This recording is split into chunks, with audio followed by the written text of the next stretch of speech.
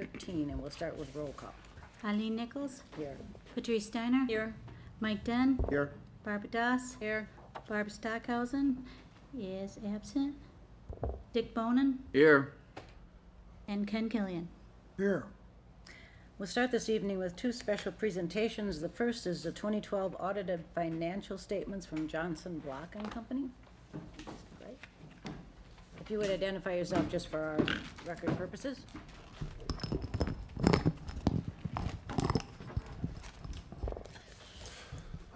Good evening. I'm Alan Bry. I'm a partner with Johnson Block and Company, and most of you people I've seen before. I see some new faces, but what I try to do at this presentation is just do a general summary of the changes in the financial position of the city between 2011 and 2012.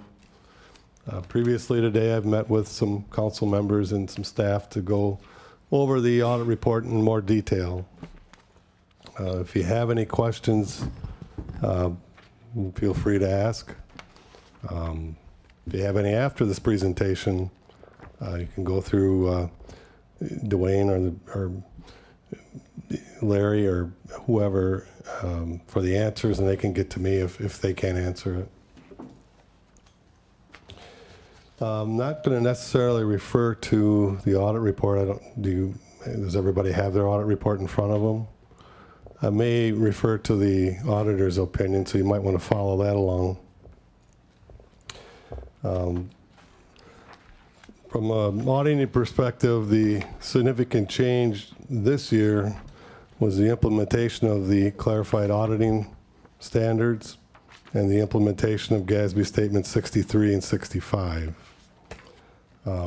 As in the past with GASB Statements 34 and 54, the objective of these changes is to make the financial statements and notes more easy to understand to the reader of the financial statements.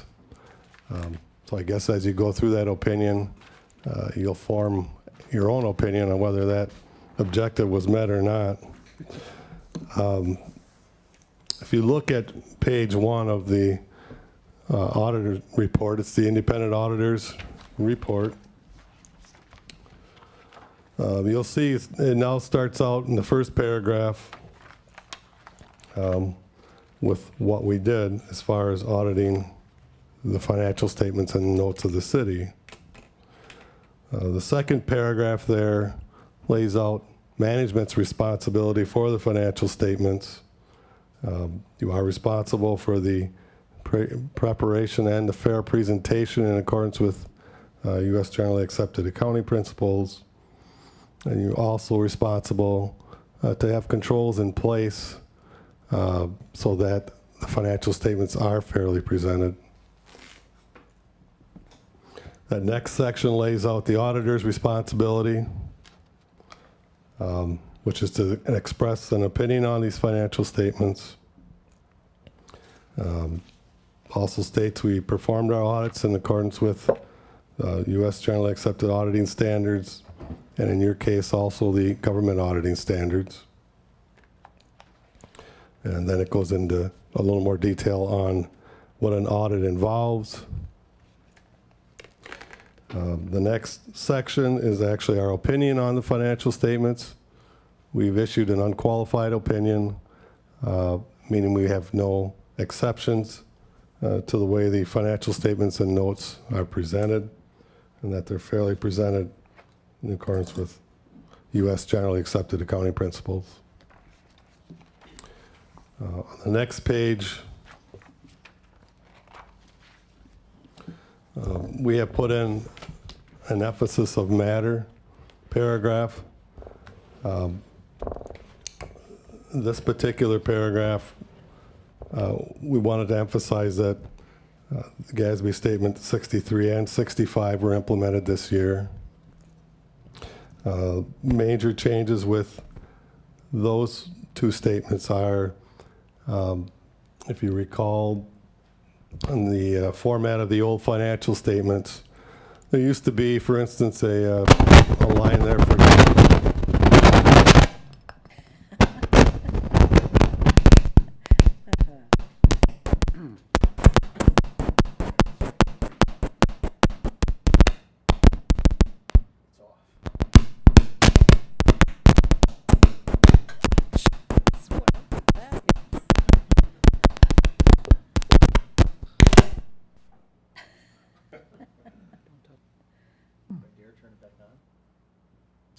different. Either that or move the podium. It won't go on now. So. Use, use the one Can we from Barb. use, this one? Ah, I don't know if I it'll think we reach can. over. Here, could you slide that in here? Thank you. On the distributors.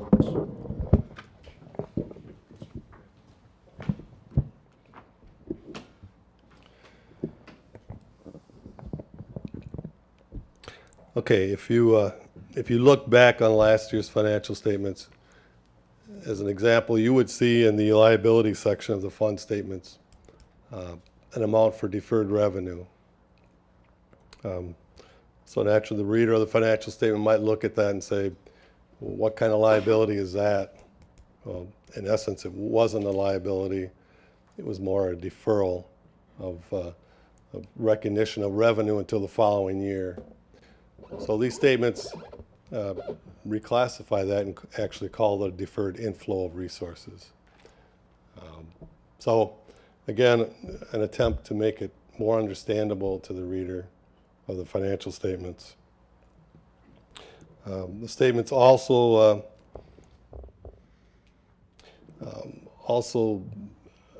as far as the treatment of debt issuance costs, in the past that was amortized over the life of the bond. From this point on, it's expensed whenever the bond is issued. So, two of the effects of those new GASB statements. The next paragraph talks about other matters. In this particular case, we talk about the required supplemental information, that being the management discussion and analysis section and the budgetary comparison. Those are required additional information by government auditing standards. And then we also talk about our responsibility for that information. The other information concerns other supplementary information, that being information that is provided but not required, and again states our responsibility for reporting all that information. The last paragraph, it's a paragraph that tells the reader that we will also issue a report on our consideration of the city's internal control over financial reporting and on our test of compliance with certain provisions of laws, regulations, and grant agreements. This particular paragraph is added because the city did have to have a single audit, and that has to be done in accordance with governmental auditing standards. So any questions on the new format for the opinion? I don't know how you feel, if it's more readable or not, but I happen to think it's an improvement over our past format. Not going to really refer to any pages in the audit report unless you want me to, but we'll talk a little bit about the fund statements. Total assets of the governmental funds decreased 1.3 million between years. If you want to follow along, I believe that's on page 17. $14,867,000 total assets. Biggest change was in cash. Cash decreased 2.5 million. Much of that is attributed to the excess expenditures over revenues of $2 million in the governmental funds. The rest of the difference relates to some timing differences between paying accounts payable and in the receivables. I had a little higher receivables this year. The total liabilities and deferred inflow resources increased approximately $700,000. Most of that having to do with the advance from the general fund to the TIF district. So the TIF district incurred some costs, the general fund is paid for it. Eventually the general fund will get paid back if there's enough increments generated. As far as the fund equity, total fund equity for governmental funds, $3,824,863. As I mentioned, that's a decrease of approximately $2 million. Biggest decreases were $1.2 million of excess expenditures in the general fund. Most of that was a transfer to the capital project fund to cover excess expenditures in that fund of $1.3 million. Other significant excess expenditures were $362,000 in TIF 7 and $545,000 in TIF number 8.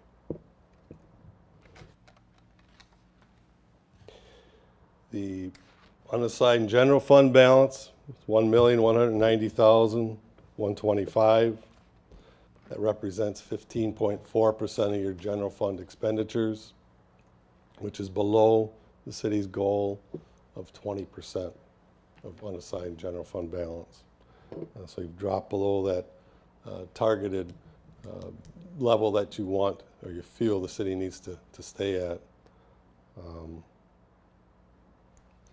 If you were at 20%, you would be at about a little over 1.5 million. So that's the difference between where your goal is and where you're at.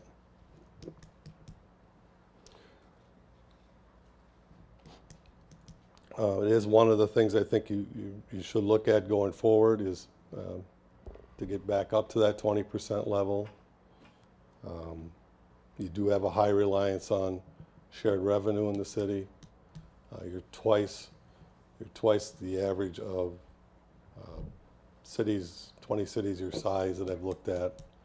So you do have quite a bit of reliance on that revenue source, which is a riskier source of revenue in that you really don't have a whole lot of control over what the state does with that particular budget item.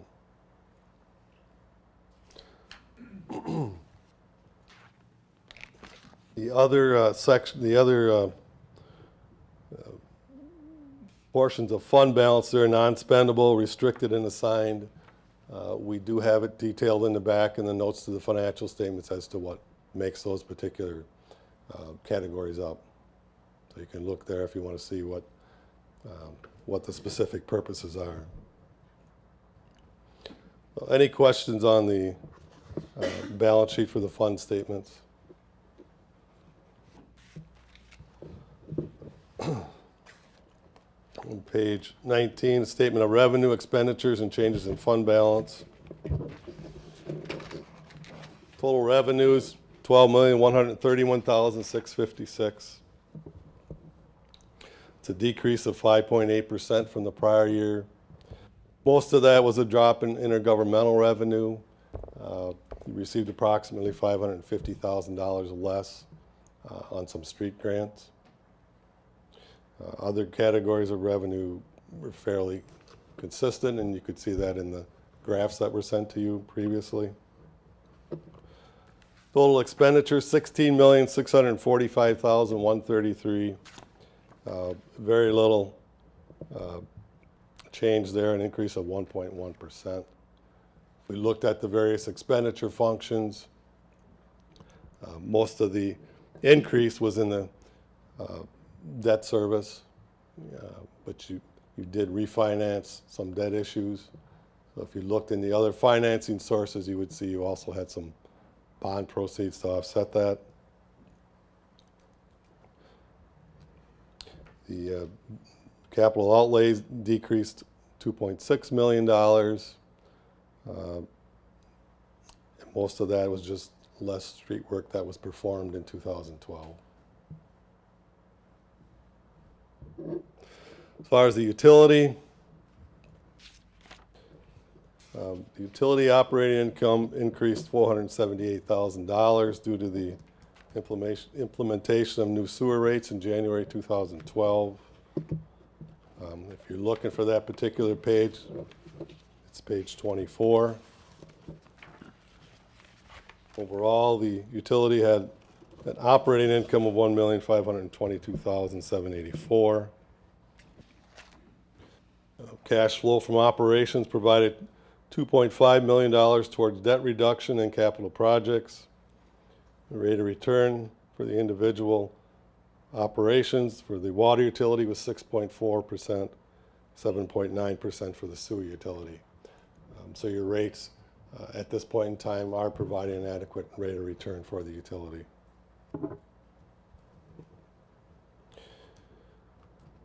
Your general obligation debt at the end of the year saw a reduction of $1.6 million to $15.9 million, or 58% of your debt capacity. Your debt capacity was $27.6 million. So you had approximately $12 million of capacity there at year end. Your revenue debt increased a net of $2.8 million.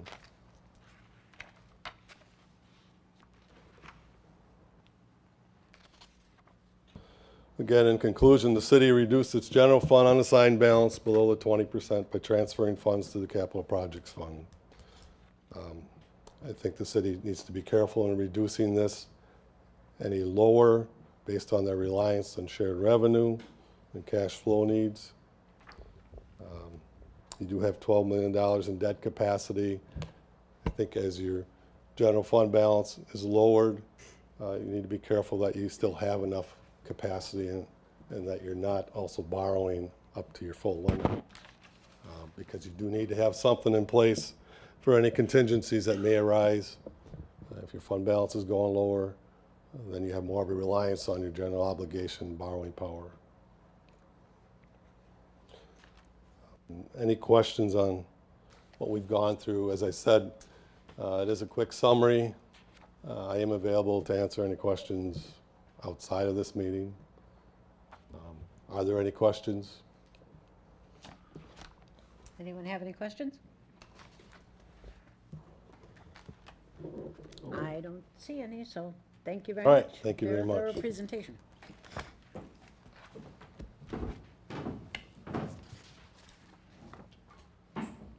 The other special presentation this evening is Alliant Energy talking about installation of LED lights. Troy. Thanks, Eileen. I'm Troy Pitts from Alliant Energy, account manager.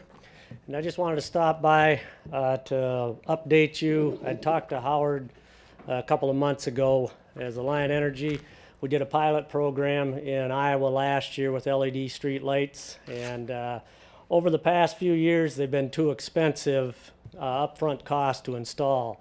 And as technology has increased, the prices started to come down. So we're doing some test pilots in 20 communities in Wisconsin. And we chose Platteville as one of the communities here in the southwest area, along with Prairie du Chien, basically because of the traffic patterns here. It's the largest city in our territory here in southwestern Wisconsin, so we thought it'd be a good place to test them. Some of the benefits of the LED lights are the biggest benefit is the maintenance savings. They're rated for 100,000 hours. And that's one of the reasons why we've been doing some tests on them over the last few years. We didn't want to be the first one out of the gate with them and find out the technology wasn't there yet, and you weren't getting the lumens out of them that they were predicting. So we feel we have a good light. We're going to be installing 14 80-watt fluorescent or LED lights, and the location is going to be north of Heiser Hardware on Water Street. We're going to run all the way up to the BP station where it intersects Madison Street, and then go east up past the high school. So we figured that's a fairly good traffic area there. It'd be great if it could be Main Street or something of that nature, but the city owns those lights. And these will be replacing 150-watt high-pressure sodium lights that we have out there now with an 80-watt light. And with testing, we found that the foot candle average was the same as a 150-watt light. And we're also down the road looking at testing a 72-watt LED to replace a 100 or 150-watt light. So tonight, what I just want to do is make you aware of it. In July, we're going to replace 14 lights going up that street. both streets there. And what we'll do is probably leave them for a year and a half. And what we're asking is just let other people in the community know there are different lights up there. You'll notice a different type of light. It's more of a whiter light. I think I'd sent Howard a presentation there. I don't know if it was in color or not, but you can kind of tell it's a lot whiter light. So when you see something, blues will be blues instead of black, and reds will be red instead of orange, and things of that nature. So what we found, the color rendition is a lot better, and we're just looking for the community to decide, how do they like them, and see if you get any comments from any of the community members. We figured up by the high school would be a good area, especially in the winter with sporting events. There's going to be a lot of traffic up Water Street and along there, and so we wanted to hang them. So Paul Bergman, our local rep, will probably be doing it. He can hang them all probably in a day, maybe a day and a half. I'll let Howard know the day or two beforehand, so just really won't be much to it. He'll just take his one bucket truck up there and replace them. But I did bring one tonight. I'll plug it in for you. This is the type we're going to use, just to give you an idea of what it looks like. And we're real excited about it, and probably in the next year and a half we'll be able to make a decision. Iowa right now this year, any lights that burn out there are replacing with LEDs. They did the pilot a year and a half ago, so we're kind of moving it into Wisconsin now, and I think down the road too, as if we don't do a blanket change out, as some of the high pressure sodium ones burn out, instead of replacing them, we'll probably just put LEDs there in the future. So I'll just plug it in quick. You can look at it, and if you have any questions, feel free to answer. I do have a question. How much does one unit cost? This type of unit here is somewhere between $350 and $400, and a normal street light is probably closer to $150, depending on buying in bulk. And again, by the time we get to the point where we think we'll do a massive overhaul, again, technology will come by. It probably won't even be this type of light. Hopefully, the technology will come along. We'll be able to lower the wattage on them again and lower the price. And as far as in Wisconsin then too, people will ask, what will that do to our street light costs and that? Right now, as a test project, we're not changing anything. Before we can do anything, we have to go through a rate case with the PSC before we change our street lighting rates. And right now, we've got a rate freeze on for the next 2 years, 2013 and 14, for our base rates. So we really don't want to stir that up. They're letting us sit with a rate freeze here, and we don't want to. We'll probably bring it up in the next rate case to see how we can rate base them. I have a question, sir. Yes. I don't know if you have these numbers or not, but just out of curiosity, what's the difference in cost, say, an hour of burn time for each bulb? The difference between the two? Do you have that? Well, this is 80 watts. If it can replace the 150 watt, it's going to be about 45% reduction there. Well, If you've got a 100 watt light, let's just say you have 10 100 watt lights burning 1 hour, that would be about 13 cents for the 10 of them. So if you have 10 of these burning for an hour, you're probably closer to 6 cents. okay, so it's just the difference in the wattage, not just because it's a different light of different pricing. Right. Okay, thank you. And again, the nice part about these, they're rated for 100,000 hours, where your current street lights are rated for roughly 20 to 30,000 hours, and that's where we think there'll be a big savings for the utility too, where we're not out there every 5 years hopefully changing them out. So that'll be another savings we can look at. Okay, I'll plug it in here.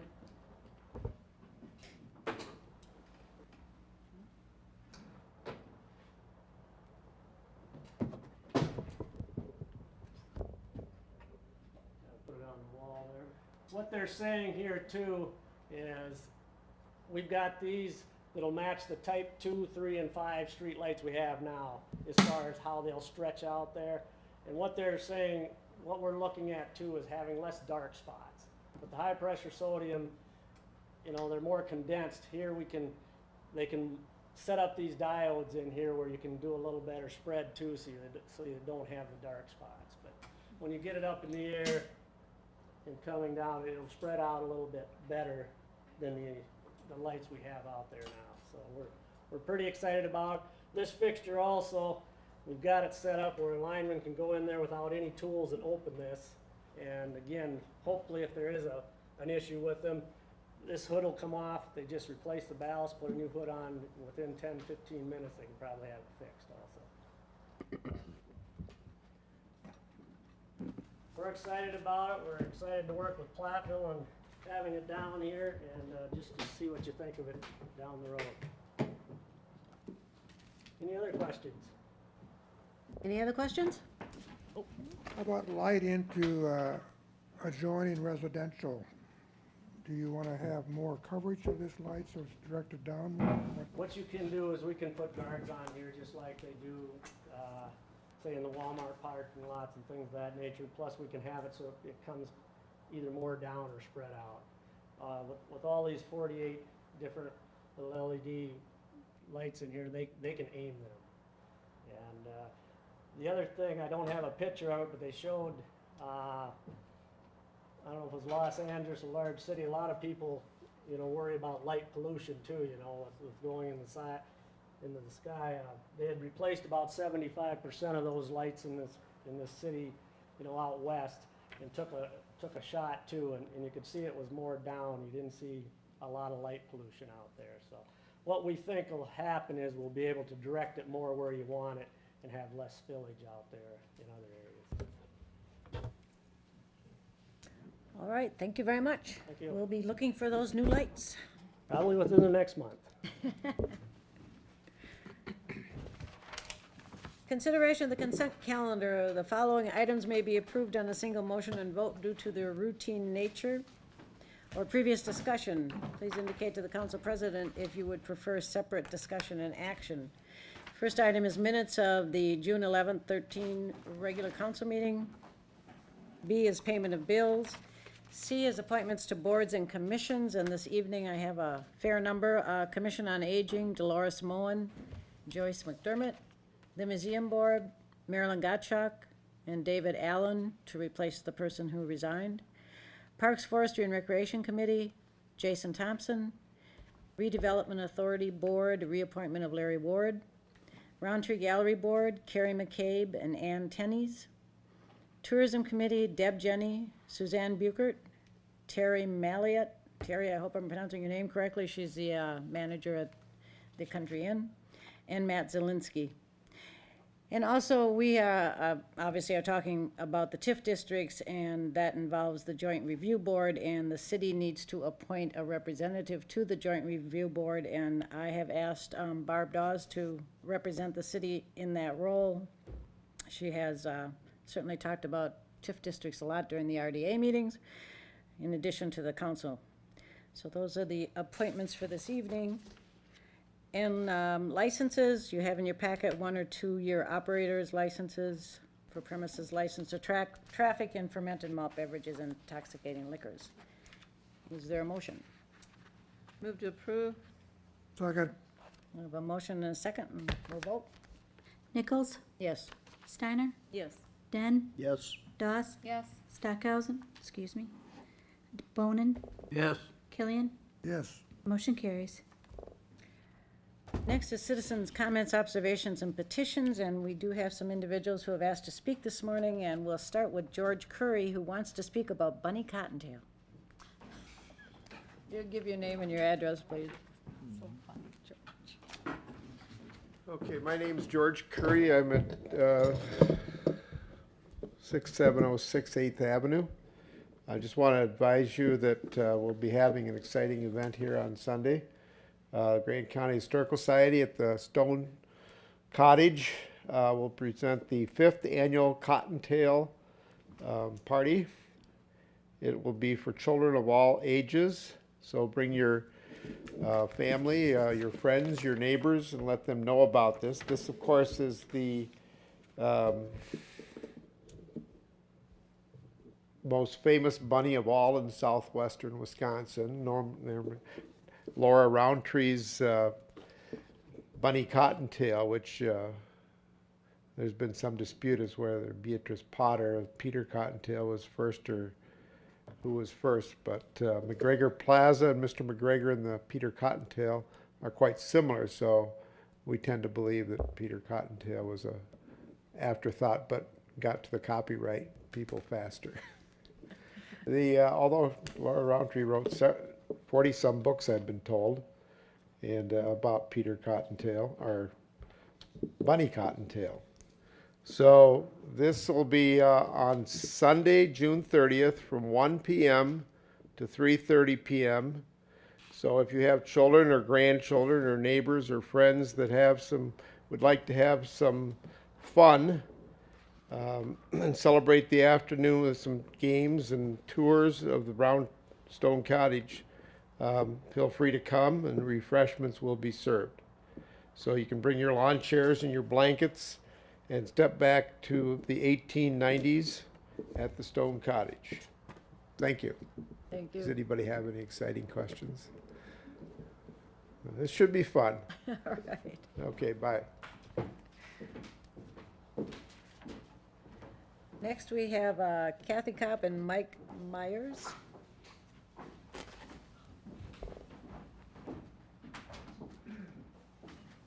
And again, if you just state your name so it goes into the tape that we have to run here. I'm Kathy Kopp with Platteville Chamber. My address is 415 North Second. Mike Myers, 1175 Sunset Drive.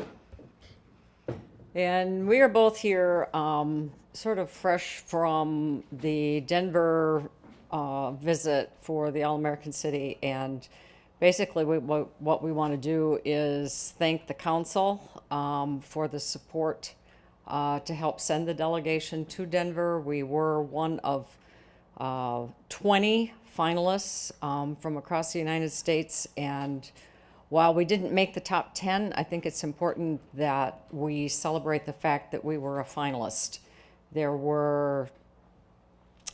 We've found out that there were over 100 applicants, and we made the top 20. So we had 3 projects that we touted while we were there: sustainability, entrepreneurship, and veterans.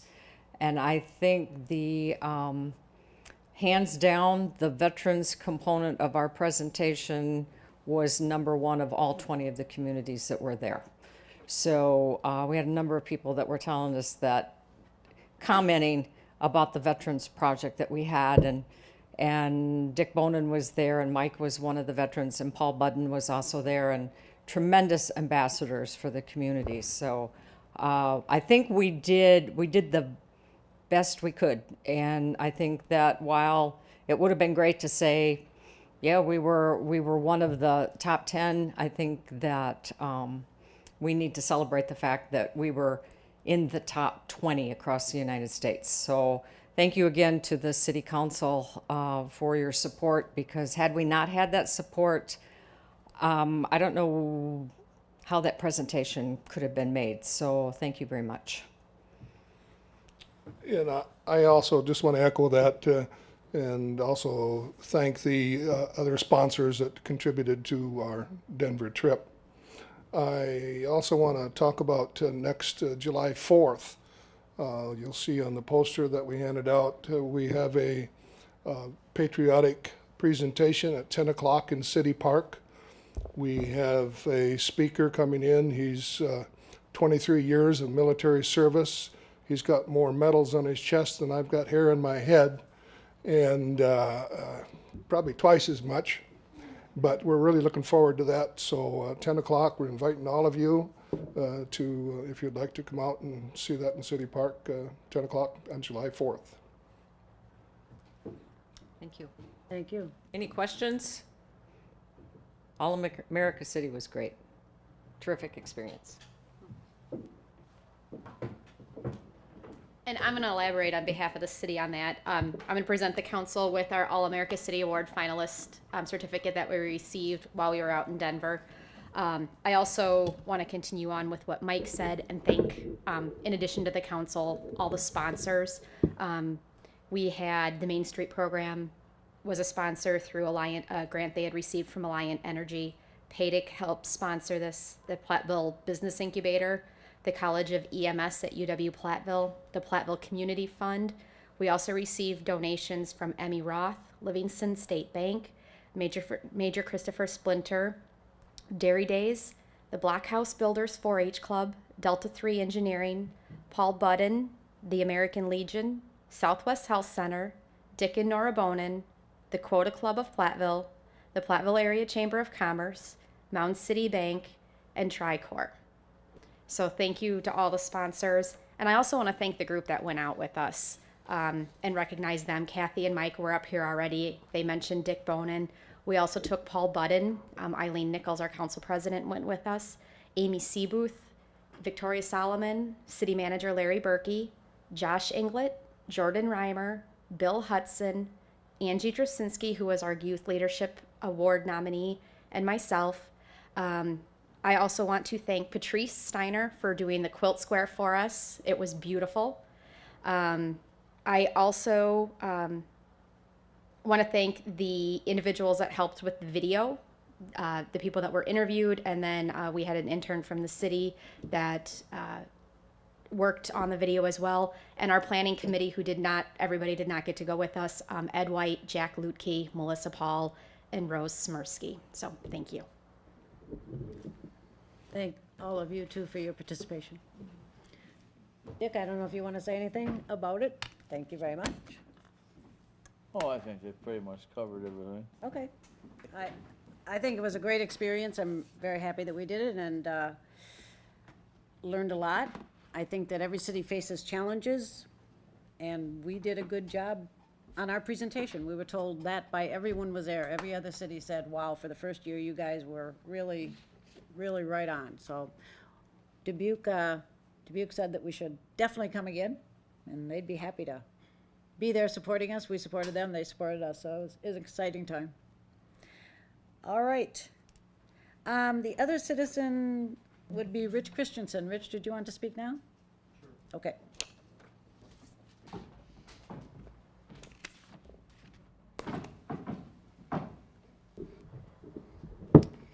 I'm Rich Christensen, and I live at 10 South 3rd Street here in Platteville.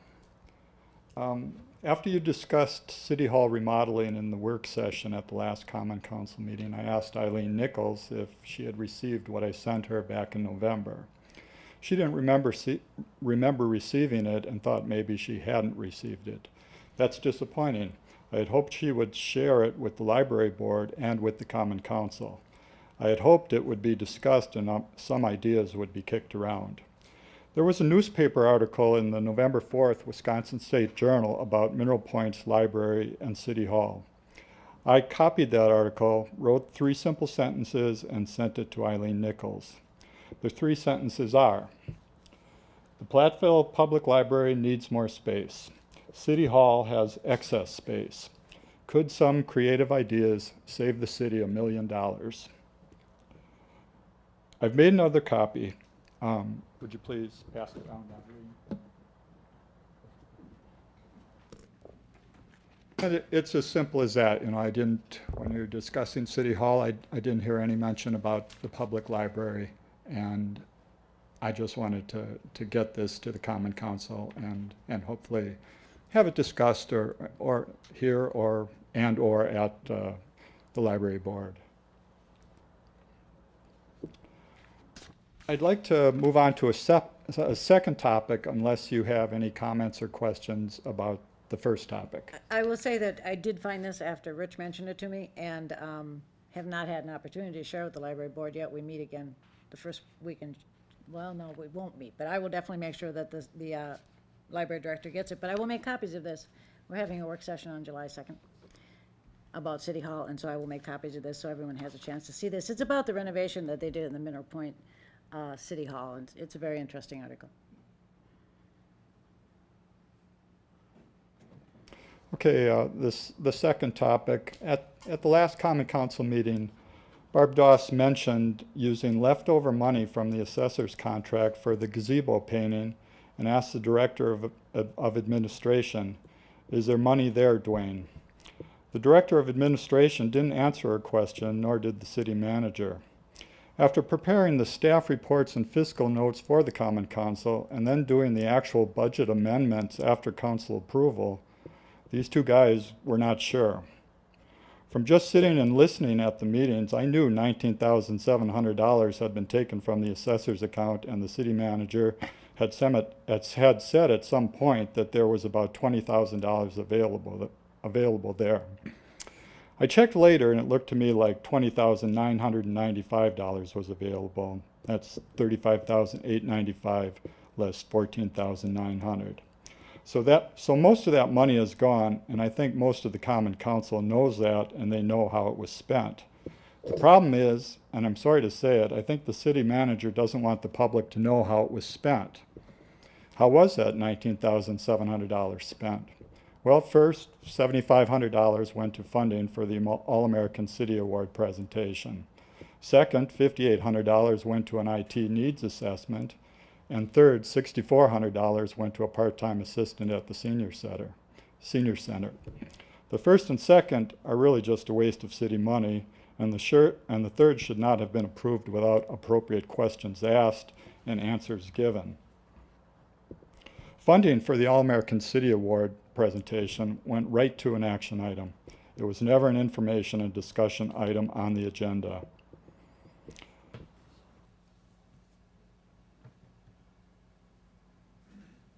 $5,800 for an IT needs assessment is just a waste of money. A part-time assistant at the senior center for $6,400. There were red flags going up throughout the discussion, and yet no one asked the right questions. There was a new 20-hour position, and yet the two existing positions were for 25 hours. The city manager said a couple of times that it required $1,200 before certain benefits kicked in. I think Mr. Killian asked if there were any retirement or health benefits involved with those positions, and I think the city manager answered that there were not. Is that correct, Mr. Killian? Yeah. I don't know if there was a misunderstanding or if if your question or the city manager's answer just applied to the new position or to the two existing 25-hour positions. Rich, we usually don't have discussion when you give your comments, so if you just want to continue with Well, your I comments. was just hoping to clarify the fact. I do believe those two 25-hour positions enjoy retirement benefits. Well, we'll have to verify that or not, but go ahead. I think it's, besides, looking at the budget and what was changed, the first thing was, well, 25 hours spread over a 52-hour week adds up to a certain number of hours, which is greater than 1,200 hours. And then it's as simple as looking at the budget, whether there was an adjustment to the WRS. Anyway, what I'm getting at with all this concerning the budget is I don't know how you're going to get to the place you want to be if you're going to waste money left and right. Our two new alderpersons, one of the things they said before the election, that one of their goals was to get our city employees back to a 40-hour week. And I've got a feeling that a couple of other council persons would like to see that done too. I think there are a number of, I think that's a worthwhile goal. I think there are a number of capital improvement projects that are worthwhile goals. But if you keep wasting money and not thinking about it as you're going along, I'm afraid you're not going to meet those goals. Thank you. Thank you. On to reports. Committee reports in your packet. Community Safe Routes Committee, Steiner. Nothing to add. Police and Fire Commission, Dan. Nothing other than the minutes. Water and Sewer Commission, Steiner, Killian, and Bonin. No addition. Nothing. Okay. Other reports in the packet, including the building inspection report and the Department progress reports. Are there any questions on any of those? I did ask about the dismissal. So and this is a question, I guess, for city manager. What's going to happen now? What is happening as far as dismissal of the Browning trial? Yes, dismissal. And also dismissal as far as Kevin Adams, Carl Peterson. And then finally Donald Vanetta. Are those all gonna be brought back, or are they separate issues? Specifically, I can address the Browning issue. The others, I was unaware that they were dismissed. At this point, if the same problem on the other citations were, if the problem was the same on the other citations as they were on the Browning, then they will be reissued. I assure you that the city, we have ordinances for minimum property standards, and the Browning property is not up to the minimum property standards. And so when the citations were dismissed as a result of improper phrasing, not having something on the citation, we decided that it would be best to reissue those citations with the proper information on them. By doing that, we're back to where we started, and the citations will again go to court. Okay, thank you. Any other questions? Action items, Resolution 1322, conditional use permit for Benvenuto's outdoor dining area. Joe? Okay, this is a request, I have to update my staff report. It says that it's currently under construction. It's actually up and running, if you haven't been out there. But they'd like to add an outdoor dining area to the restaurant. It'll be on the north side of the building, between the building and the parking lot. If you've been out there, there's a concrete area there already designed for that. They will install a fence around that. It'll be accessible from the inside of the building, and it will have a gate to the outside as well to maintain emergency egress. The area is about 560 square feet. They're estimating they'll have seating for about 20 people in that area, so it's not a large area, but it should be very nice. The fence will enclose that I mentioned. The hours of operation they're intending 11 a.m. to 10 p.m. Sunday through Thursday, and 11 to 11 on Friday and Saturday. The Plan Commission reviewed this at their June 3rd meeting and recommended approval, and staff does also recommend approval. Are there any questions?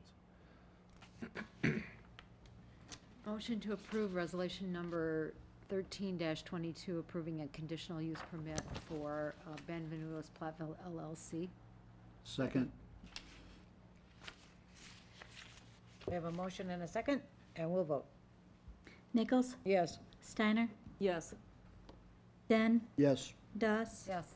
Bonin? Yes. Killian? Yes, Motion carried. Resolution 1323, amending the city employee handbook. We've discussed this a few times. Larry, would you like to note any changes? Certainly. At our last council meeting, we discussed this, and it was asked that specific language be amended to accommodate the city council request. That language has been amended, and it is in the format, hopefully, that you were looking for.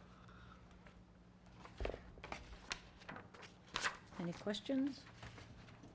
Is there a motion? Yep, move to approve resolution 13-23, amending the city employee handbook regarding emergency closings. second. We have a motion and a second, and we'll vote. Nichols? Yes. Steiner? Yes. Den? Yes. Doss? Yes. Bonin? Yes. Killian? Yes, Motion carries. Resolution 1324, approving the 2013 revisions to the City of Platteville Emergency Operation Plan. We talked about this last time at a work session. Any questions tonight? Nope. Move to approve. Second. We have a motion and a second. Any discussion? We'll vote. Nichols? Yes. Steiner? Yes. Den? Yes. Doss? Yes. Bonin? Yes. Killian? yes, Motion carries. Preliminary plat, Lot 7 of Keystone Development. Joe, go over this one. Okay, this is Lot 7 of Keystone subdivision. It's the area just behind Menards and Walmart. They have a area there they'd like to divide to create 8 lots that would be suitable for duplex residential construction. Each lot would be just under a half acre in area. They do meet all the size requirements, and the zoning is generally in place for duplex construction. All of the infrastructure is already in place, the street, sidewalk, utilities are already in place, so it's a matter of just dividing the lots and preparing them for sale. There's a minor adjustment that's needed for the zoning. When they did the overall zoning for that development, they were kind of guessing at approximately where this lot would lay. It didn't quite work out with the boundaries of the lot, so part of it's zoned B3 highway business and part of it's R3 residential. So that will need to be corrected before the final plat is approved. And actually, they have submitted an application for rezoning that'll be going to the Planning Commission at their next meeting and then the council in July. Otherwise, it does meet all of our ordinance requirements. The Planning Commission considered this at their June meeting and recommended approval. The only item of concern for them was the zoning item, and they recommended that be changed prior to approval of the final plat. And staff would agree with their recommendation and recommend approval of the preliminary plat with that condition. Are there any questions? Yes, I have some questions.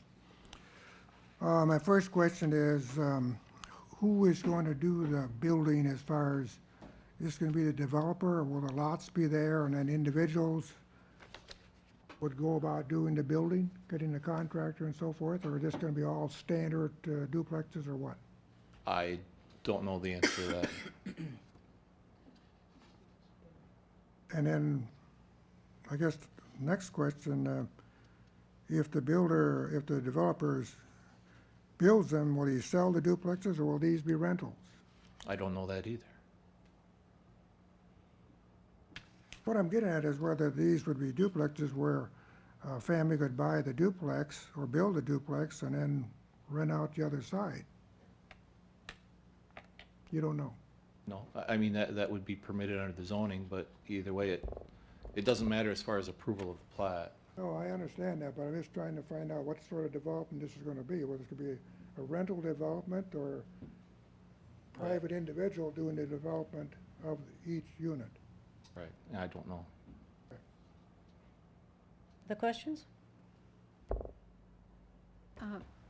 I did have a question, and it had to do with earlier material that I saw about outlots. Does this create any outlots? That was actually done as part of a previous approval. A CSM was approved by the Plan Commission at their last meeting. There's a stormwater pond already present out there, and then there's a bike trail that extends down there. Those were separated out on separate outlots so that the homeowners association has a legal description to include in when they sell those lots as far as maintenance purposes for that stormwater pond. And then the bike trail outlot will be part of the land that the Arboretum is responsible for. So at this point, that land is separate from this this land. plat approval. That land's been, So my question relative to that outlot was, the Plan Commission used to put a stipulation on every approval of an outlot that no permanent inhabitable residence could be built on that land. Correct. And that was included? Yes. Okay. that land's Fine. been turned over to the PCA. Platteville Community Arboretum.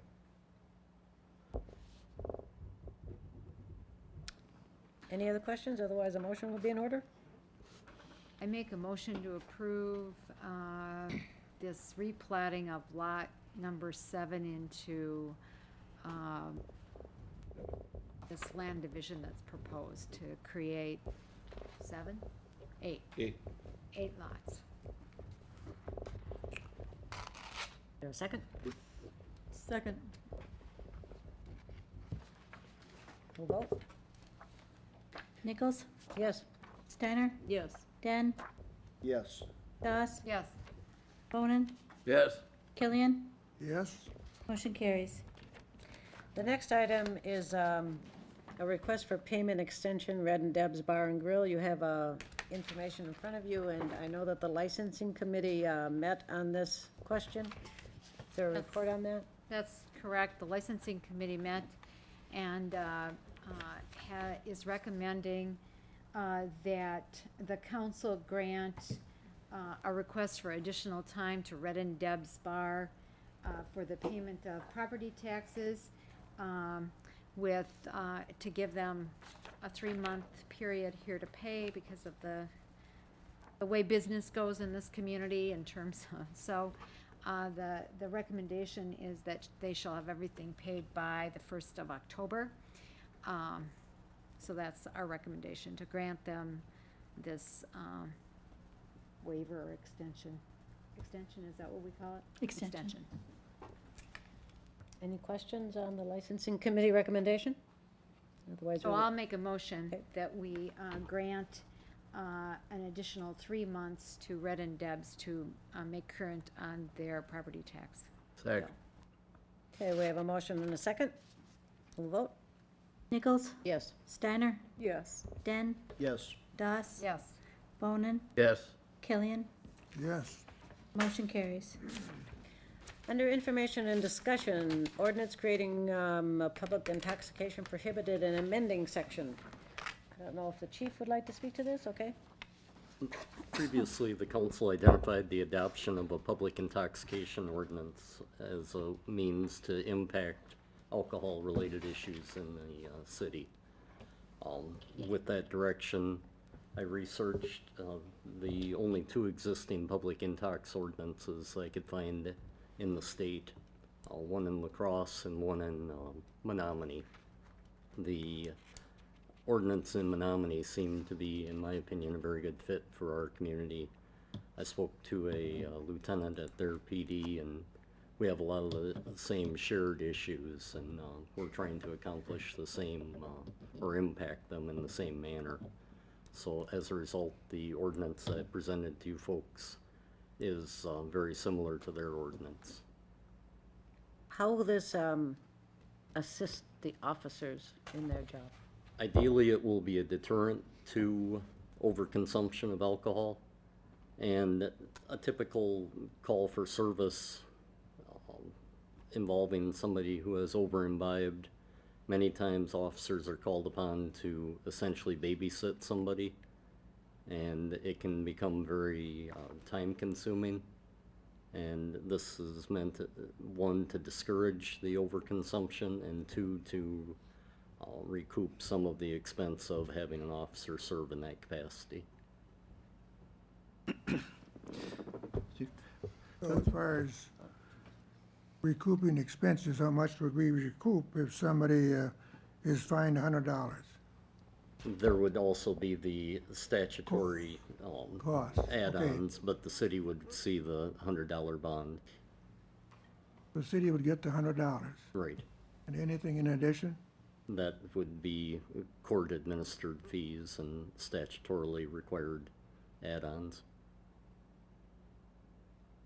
So I'm looking at the page 2, item 4, section 4. It says the ordinance is intended to address the behavior of the individual rather than his or her blood alcohol content. So how are you addressing the behavior? By the That is means meant, of the fine? that is meant in terms of enforcement, so that we don't have to administer a blood alcohol test or a preliminary breath test. It is behavior-based, observable behaviors, We just observe that they appear to be drunk, intoxicated. so you don't have to give them a test. Correct. Okay. I think there's a definition of public nuisance within the proposed ordinance, is that correct? Yes.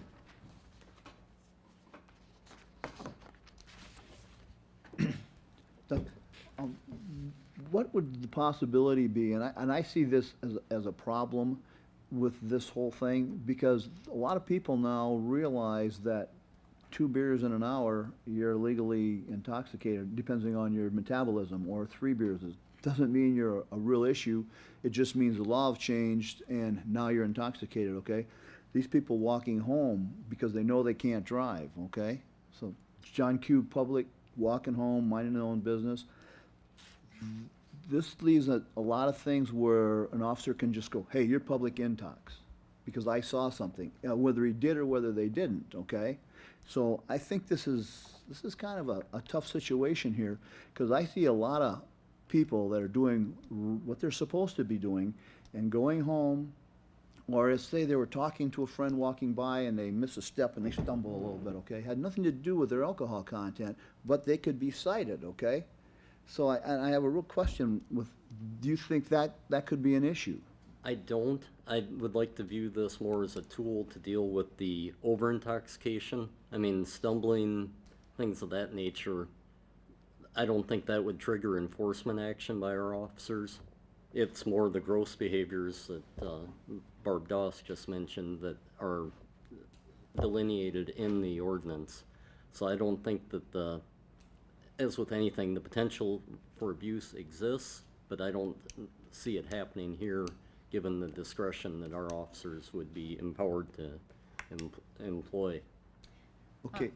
I would like, and Mike, I don't know if you've read that section on public nuisance, but I didn't you yet. know, we have this, sometimes it's kind of a double-edged sword, because you're right, they're not being cited because they're Intoxicated. intoxicated. Yep. They're being cited for their behavior. So it says, conduct by an individual that is a disturbance of the peace, including but not limited to endangering himself or herself or other persons or property, acting in an unruly or combative manner, creating loud noises to the disturbance of other persons, refusing to follow the instructions of a police officer, refusing to follow the instructions to leave a place of business by the owner and employee or other person in charge thereof, or otherwise disturbing the peace in any public place. Because right now, a person sometimes says, please leave my establishment,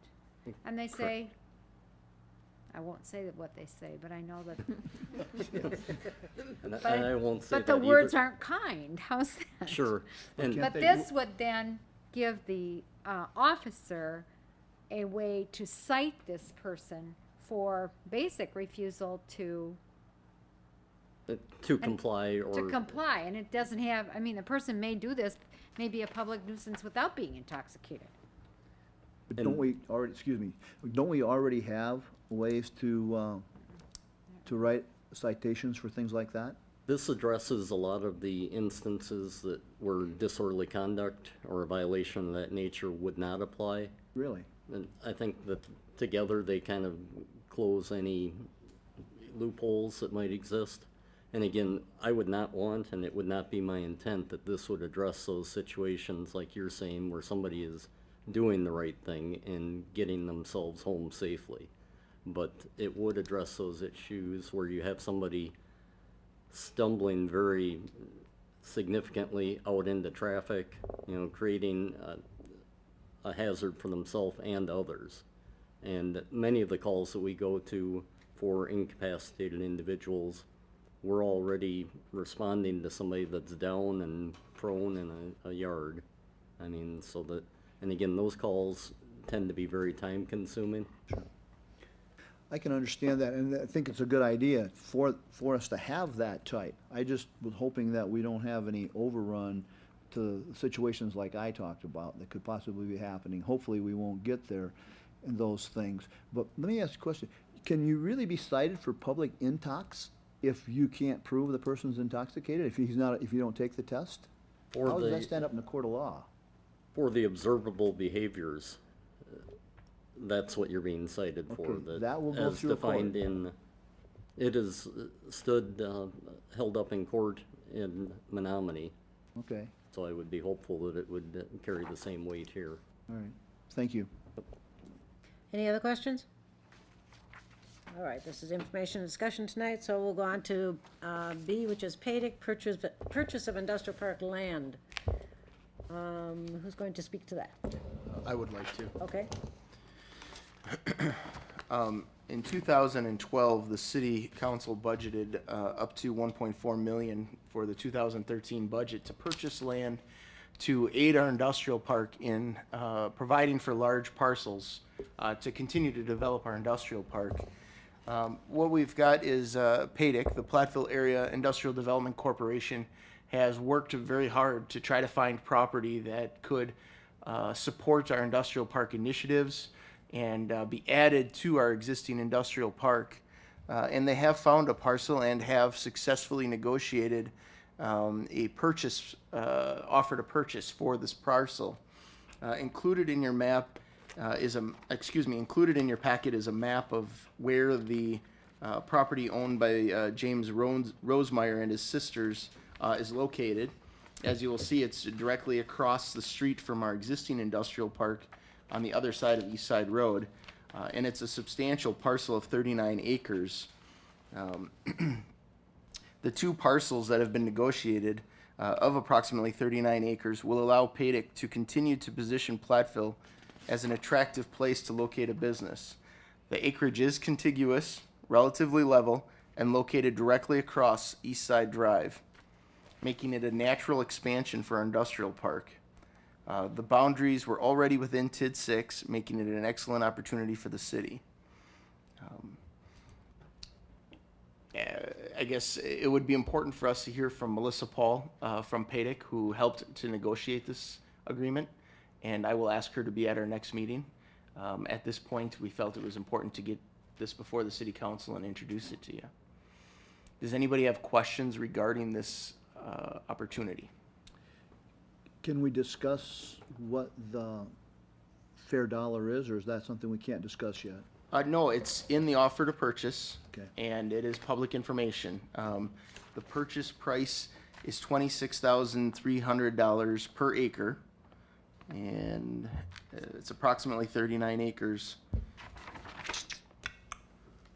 don't believe we state exactly what the total is. It's just under $1 million, though, I believe. It's on page 4. Page 4, thank you. $1,028,547. Thank you. I do have a question about page 4. Yes. Line 194. It's, my question is the city, is the idea to pay for it in full with a loan? Or in looking at 194, it says initial monthly payments of principal and interest shall not exceed $6,166. Yes, that is what the offer to purchase shows. I anticipate that rather than doing a conventional borrowing that most personal property purchases would be, the city of Platteville would probably issue a bond. And I would anticipate a borrowing resolution coming before the city council Okay. prior to the closing of the property. So this $6,166 would be, That is Would not inserted by the apply. real estate agent as probably protocol. and then it says the fixed rate financing 3% shall not exceed 3%. I don't foresee that being an issue. The city of Platteville will certainly get financing at less than 3%. I think that this was probably put in the offer to purchase in the event that interest rates came in at 5%, that we would. Have an out. We would have an out. It'd be like a contingency. We have to be able to borrow at a certain percentage rate in order to make this happen. I would also, Larry has pointed out that this is contingent with TID 6. I would also point out that this then stretches across, and actually across the street to the west would be the High Pro land, which is also industrial. So it kind of connects that industrial corridor. The property is currently zoned R3, and at some point in the future, there would be a rezoning application coming forward. Any other questions? All right. C is award contract 1213 street maintenance. Howard? Yeah, this is a standard item that we've done before, 2-inch and 3/4-inch overlays. We've done these in the past by Iverson. We purposely solicited a few more streets than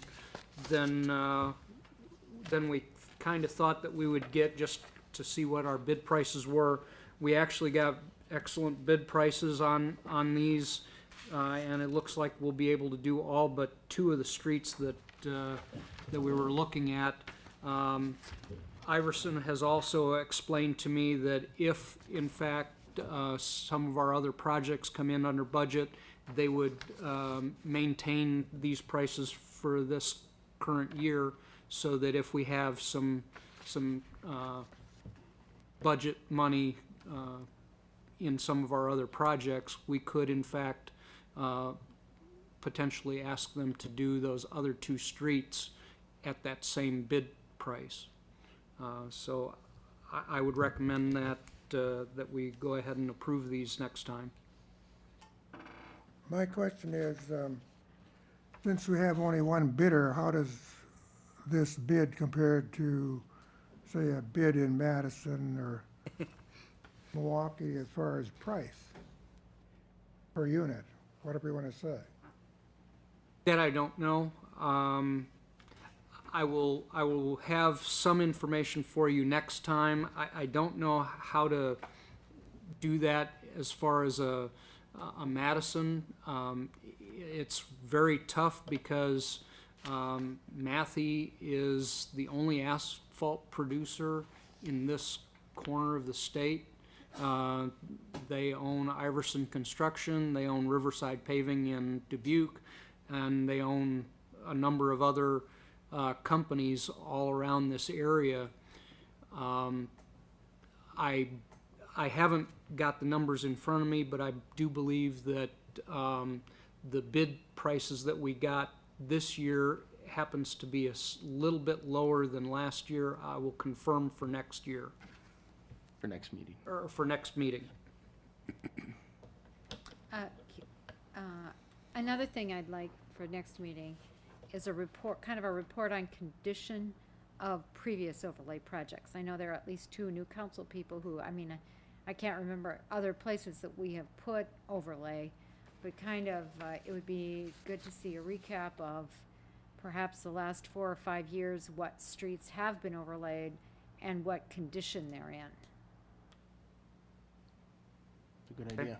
Howard, is there a basic for how long these last based on an average of average traffic? What I have in my proposal here is 5 to 10 years, and that's based on the underlying condition of the street first and the traffic itself. The first one that we did with a 3/4 inch overlay was in 2003, and that was the block, 3rd Street, the block between Main and Pine. So you can kind of get an idea of what that has done over the last 10 years. So we've done them on different places all through here. Part of that is if we catch the streets that are in fair condition to begin with, the length of time that they will last is a whole lot greater than if we wait until a pavement is in poor condition. We're just kind of limping it through to try to get it a few more years before we can do a full reconstruct. Thank you. I thought we did it on Main Street, Hickory and out, and that did not last very well. It had to be redone, is that correct? Main Street. Main Street from Hickory to College? From Hickory to College? Yeah, but the redo that they did has lasted for a number of years now. But that was redone, Yes, okay. but I believe that was, that one's a rare case. Any other questions? All right, that'll be on for action next time. You also have in your packet a 2014 budget timeline. Gives us some idea of the fact that the city staff and manager are working on the budget preparation for 2014. Just kind of a heads up that we'll be having some budget meetings coming up soon. And that concludes our regular meeting. We'll stay in session, but we will have a work session. It's on the 2013 budget update. So we can take a 5-minute break if everyone wants to, and then we'll convene over at the table to talk about the 2013 budget.